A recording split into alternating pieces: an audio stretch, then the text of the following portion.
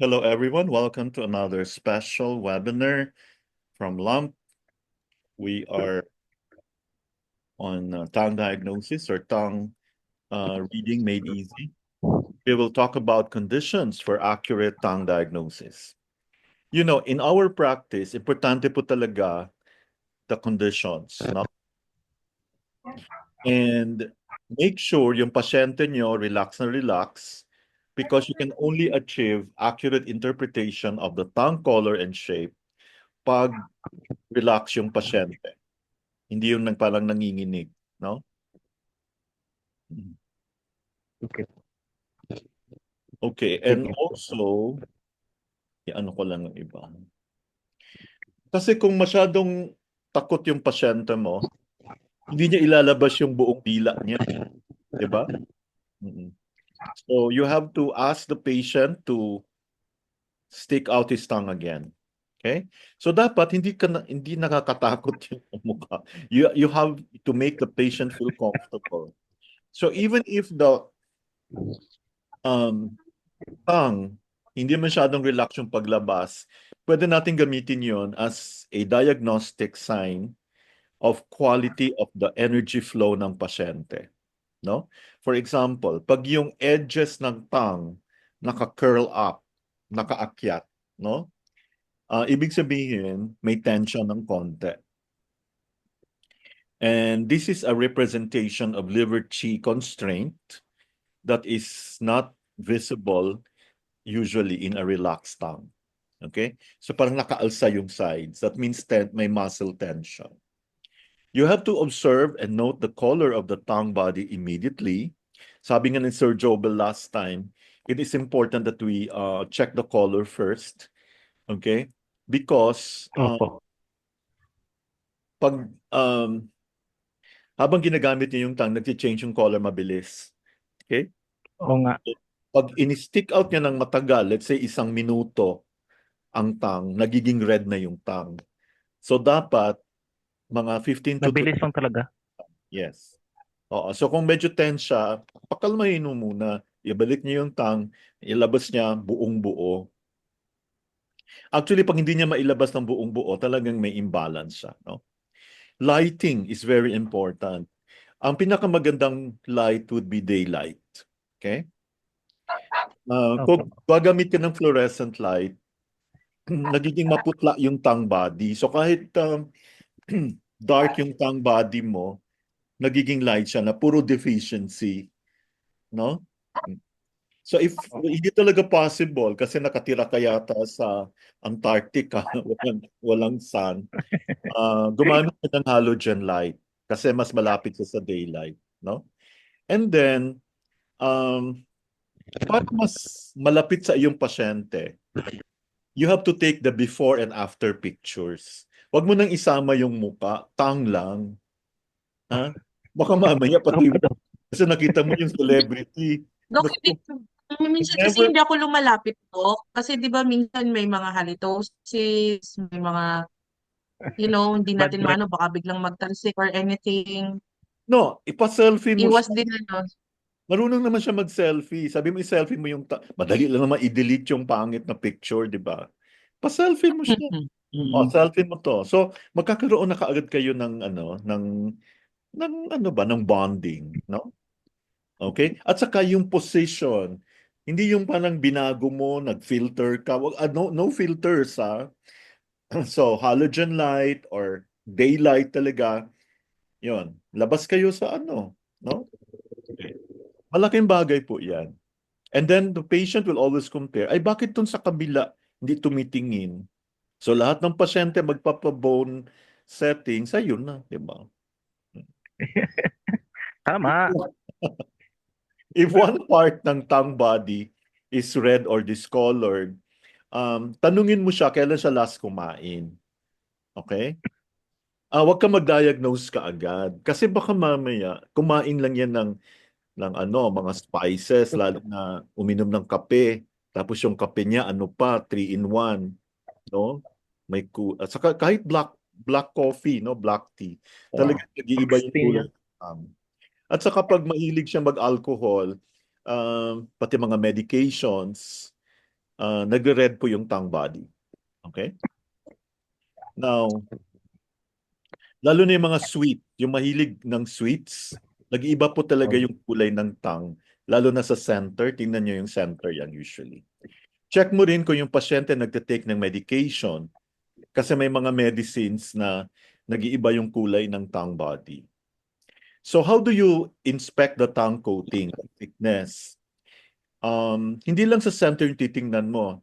The inspection should start at the tip and then mag-e-end sa root ng tongue. So if you can use pen light or something para makita mo yung tongue. But your pen light, dapat, hindi yung, ay kung sabay, wala mang pen light. Tingnan mo talaga, sa labas kayo magtinginan ng. So, minsan, pag nakita mo yung coating niya, yellow, brown, or black, tanungin mo siya kailan siya last kumain. No? Pag mahilig siya manigarilyo, lalo na yung mga cigars, cigars, no? Hot spices, yung mahilig sa curry, mga mustard, nagda-dry po ang coating ng tongue. So, pag nag-dry yan, nagye-yellow yung color. Okay? Antibiotics. Ang antibiotics, very cold ang energy niyan. So, pag very cold, nagkikreate siya ng dampness.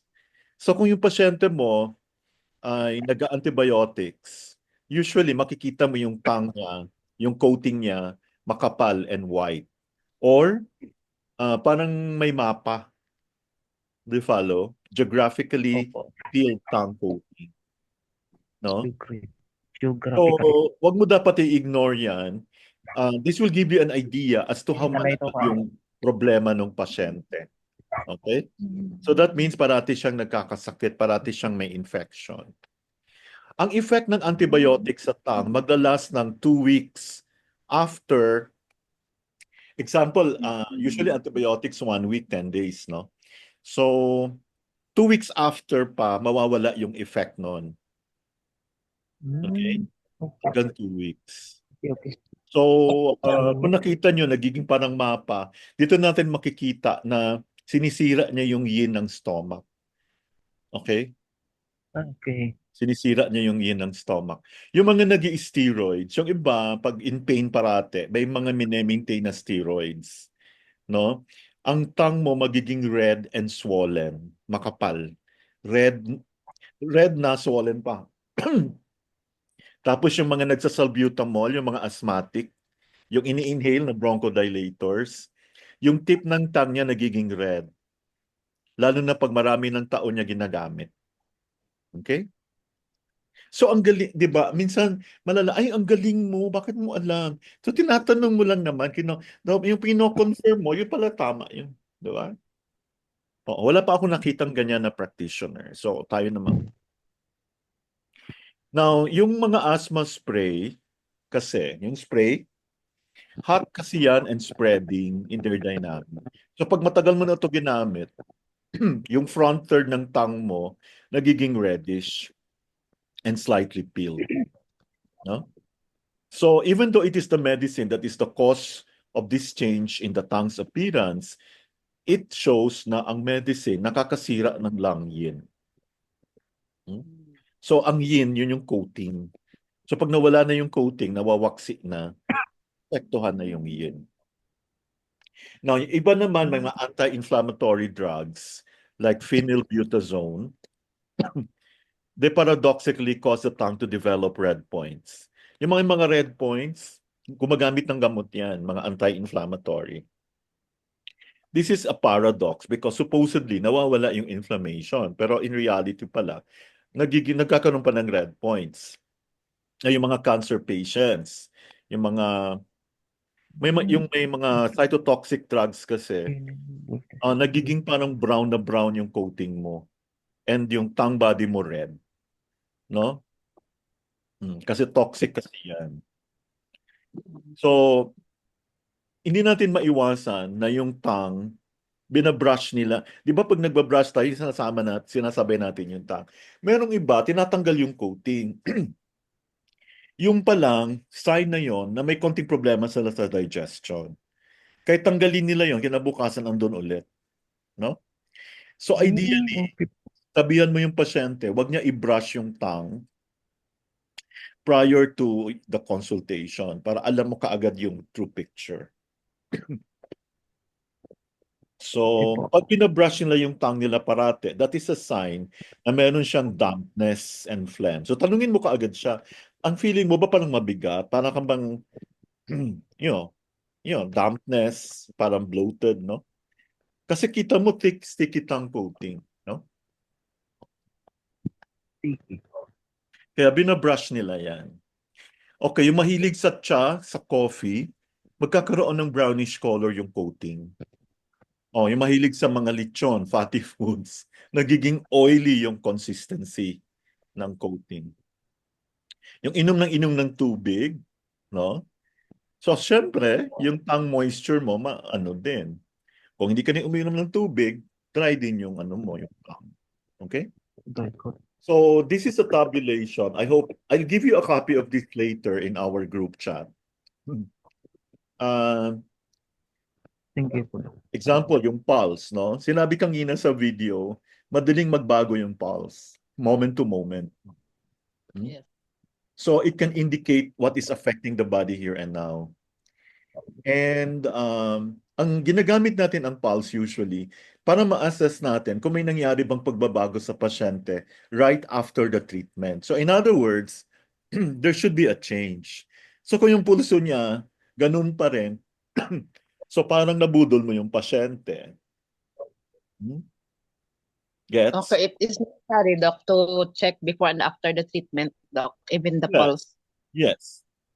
Before and Okay. after. You make it sabay. Feel the pulse, look at the tongue. Then you start asking questions. Okay. Mm-mm. May feeling ako dadami yung mga pasyente niyo dyan. And they will love you. Kaya next, Madam Ma'am Elvira, babawi ka na. Sorry.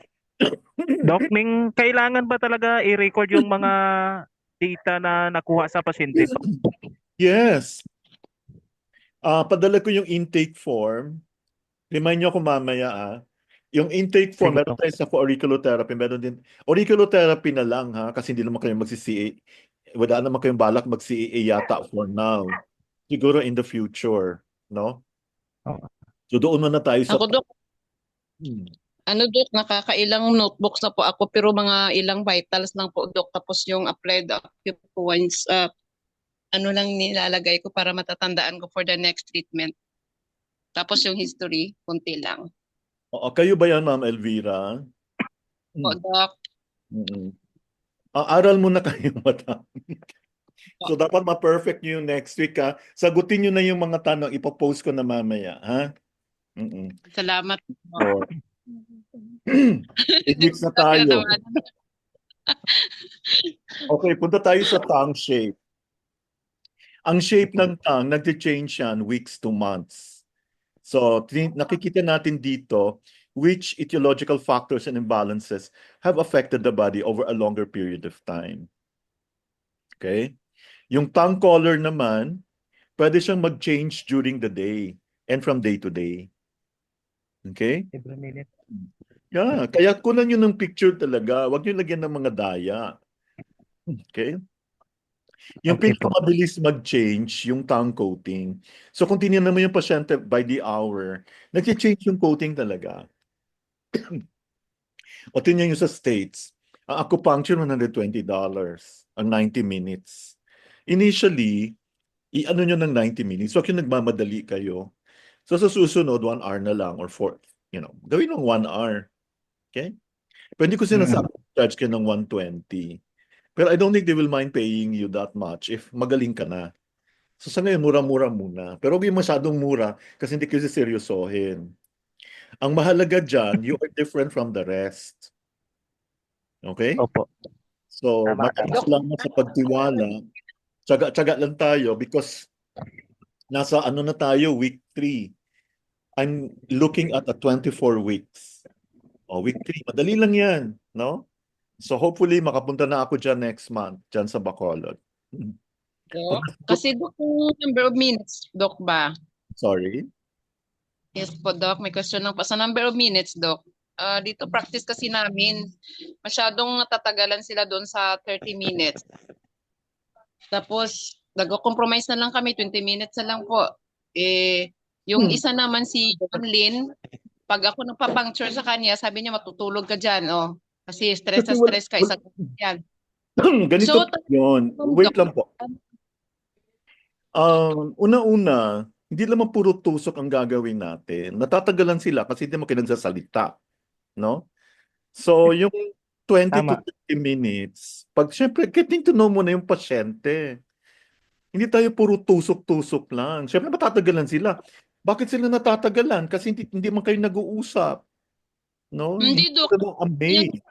Dok ba, na natusok na yung karayom, ano talaga yung pinaka-minimum standard natin, Dok? Kasi yung hindi na bibilang yung Dok yung pag-interview ko, Dok, kasi naiba talaga yung natusok ng karayom. Doon ako sisimulang nagta-time.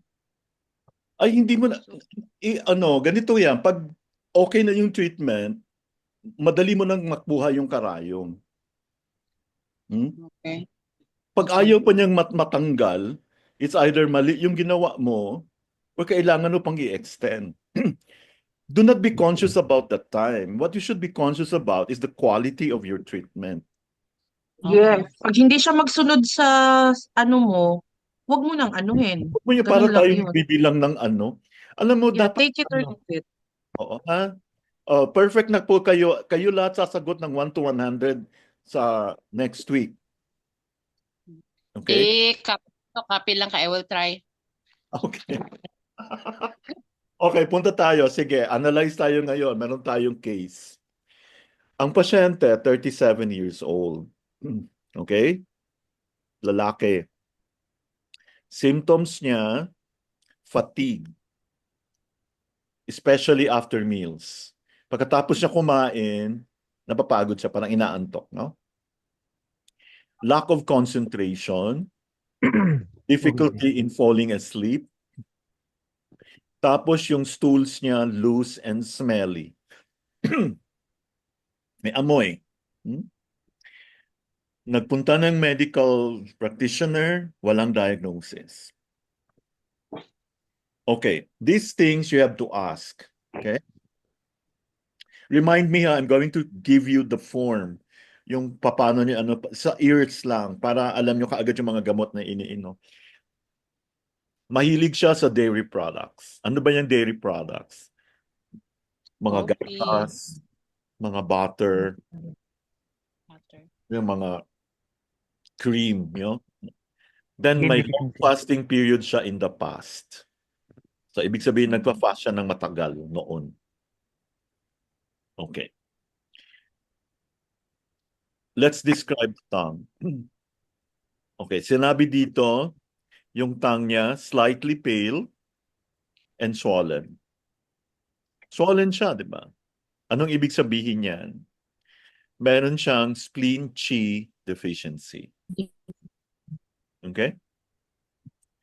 Pag sinabi mong spleen Qi deficiency, yung spleen, hindi na niya kayang mag-transport. So, ibig sabihin, hindi nagta-transform yung kinain niya. Kaya lumalaki to.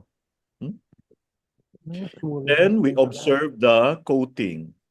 Ano nakita niyo sa coating?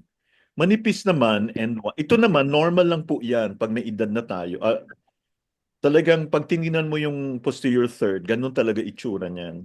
No? So, pinakamahalaga, itong nasa center. Kung nakikita nyo, very thin and white ang coating. Pero madulas. Oo nga. Madulas Ang siya. oily. Oily. Oh. Ibig sabihin, meron siyang dampness. Okay? Now, kung iisipin nyo, nagko-correlate siya with spleen Qi deficiency. Kasi pag yung spleen Qi mo, hindi na masyadong nagwo-work, hindi na siya optimal yung function. Yun nga, pag hindi niya TNT, transform and transport, nagkakaroon ng dampness. So nagma-manifest yan as slippery coating. Ang white and thin coating, normal lang po yan. Ang slippery ang hindi. Madulas. And then, sinabi ko kanina, normal lang na may makita kang coating sa root. The posterior third of the tongue is called the root. But in this case, take note, ang pasyente mo 37 years old pa lang. Okay? Pero yung Bata. coating niya, yellow. Yellow. So pag yellow yan, isipin mo kaagad heat. Ha? Yeah. So meron siyang damp heat sa lower burner. Bakit lower burner? Kasi andun siya sa posterior third. 'Di ba? Meron tayo, like last time, dinivide natin ang tongue into upper burner, middle burner, and the lower burner. Ano ba yung mga organs na nandyan sa lower burner? Sir Jobel, ano yung nandoon sa lower burner na organs? Kidney, urinary bladder, Meron pa, large intestine, small large intestine intestine. at So, small intestine. i-correlate mo ngayon yan. Kasi pag sinabi mong may damp heat sa lower burner, you need to find out, ano ba yon? Okay, normal ba meron kang loose, smelly stools? Hindi po. Oo. Pag yung Or, smelly, iba nag-attend kayo ng ating, yung magagaling nating CAA aspirants, di ba? Paulit-ulit. Pag maamoy, may heat yan. Pag loose, clean chi deficiency or dampness. Kaya dampness plus heat, may amoy, damp heat. Yes? opo, Damp heat. damp Damp heat. na damp heat kasi damp, ito palang damp na slippery. Okay? Difficulty in falling asleep. Okay. If you take a look at this one, difficulty in falling asleep. Ito yung, syempre, pag mayroon kang chi deficiency, mayroon ka ring blood deficiency. Si Sir Jobel na rin nagsabi na pag kulang ang chi, hindi maganda ang blood flow, right? Kaya pag Tama. meron kang blood deficiency, mahirap kang makatulog. Mm-mm. Kaya Tama po, Dok. mahirap kang makatulog. Pero bakit? Wala pang problema masyado, hindi pa nagma-manifest yung sa heart. Ang heart kasi, ito yung, di ba, ito yung nag-aano sa ating shen, sa ating spirit. Lack of concentration. Ibig sabihin, may dampness. No? Tapos, pag may fatigue ka, lalo na pag inaantok ka after ka kumain, that's definitely spleen chi deficiency. Saan ba nanggaling yung spleen chi deficiency? Grabe kasi siya kung kumain ng mga dairy products. At saka nagkaroon ng time na matagal siya nag-fasting noon. Make sense? So obviously, Opo. if it's spleen chi deficiency, walang makukuhang blood. Wala pa tayong nakitang issue with the heart, as you can see here. So this will be your diagnosis. Okay? Spleen chi deficiency with dampness plus damp heat in the lower burner. Thank you for your attention. Questions? Thank you. May natutunan ba kayo? Mayroon po, Dok. Dok, yung kaso ng pasyente na yan, yung na-analyze natin, hindi po ba apektado ang ibang organ kapag hindi magandang kondisyon yung spleen? Sa ngayon, Tatay. remember, hindi pa nanlalamig yung pasyente. 'Di ba kahapon nag-usap tayo? I think I asked you anong difference ng spleen chi deficiency sa spleen yang deficiency. Early pa siya, hindi pa. Actually, pag tiningnan mo yung tongue, wala masyadong diferensya, no? So siguro pag lumala na, matagal pa, meron na siyang spleen yang deficiency, malamig na yung pakiramdam niya, that's the time na affected na yung ibang organs. Okay. Opo. Copy po. That's a good question. I like that. Saka wala ka naman nakitang problema masyado sa tongue, di ba? That was an Pero intelligent. may mga Yeah. Pero sa kondisyon sa indication ng pasyente, Dok, yung nararamdaman niya na hindi na maayos yung tulog niya at saka mabilis siyang pagtapos na kumain siya, talagang ang iba dyan binabangungot, Mm. di ba? Hindi, yung binabangumot naman, iba naman usapan yun. Yun yung mga kumakain ng madami bago matulog. No? Ibig Oo. sabihin nagkakaroon ng food retention. That's another story. That's excess. This is a simple case of um, combination of deficiency and excess. Kasi dampness is excess. Okay? So, Kati wala po. pa siyang, yeah. Di ba napakaganda nung tang? Ganun dahan-dahan natin titingnan. Okay, Sir Jobel, you promised to show us some slides. Ako. Marunong ka mag-share, mag-aral muna tayo. Sige, mamaya na tayo mag-usap. Yung na-forward ko sa inyo, Doc, yung picture Ay, ako pala mag-share. kanina. Hindi, mamaya na lang. Ilagay mo sa Ito. natin group chat. Ikaw talaga. Sige, Uy, sige. Sir Jobel, matuto ka na mag-present. Gumawa ka ng PowerPoint, ilagay mo yung mga dila doon. Paturo ka kay Doc She. Sige po, sige po. Mag-contact ako kay Doc. Yeah, so thank you Doc so She, much everyone for joining. sana. Bukas po, meron tayong,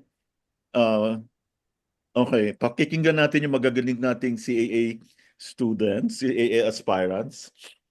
We will now go to Diagnostic 6, no? Andun pa rin tayo sa interrogation. Ewan ko ba, kumusta ba dyan yung parang kumakati yung lalamunan ko. Umabot yata dito yung abo ng bulkan. Mas siguro po, Doc, kasi Ah, amihan tayo ngayon. si kanina yung doon sa spa. Puro sila may masakit din yung mga lalamunan. Oo, baka kasalanan nyo yun dyan. Pwede mo na maihawi yung mga abo ng kanlaon. Hawiin. Hindi pa. Oo. Tuloy-tuloy pa rin po, Doc, ang buga niya eh. Okay. Sige, thank you so much. For those who wish to avail of, narinig ko kanina mag-advance study si Ma'am, Edara? yes, Elvira, Ma'am Elvira. So mag-advance talaga. So mag-member ka na, may utang siyang 1.5, ha? So meron po tayong 5 channels. Okay, we have the tongue matters. Andun lahat ng klaseng tongue. Dadagdagan ko pa yon. Andun yung mga videos. I hope you find time to watch. There was a time, nag-share na siya ng file. Very good. Oh, Ayan, Doc. dapat sa PowerPoint. Hindi pa ako marunong dyan. Matrabaho. Sige lang, next week. Mag-usap tayo. Ilagay mo sa group chat natin sa Lamp Auricular Medicine. Ha? Opo, Doc. Sige po.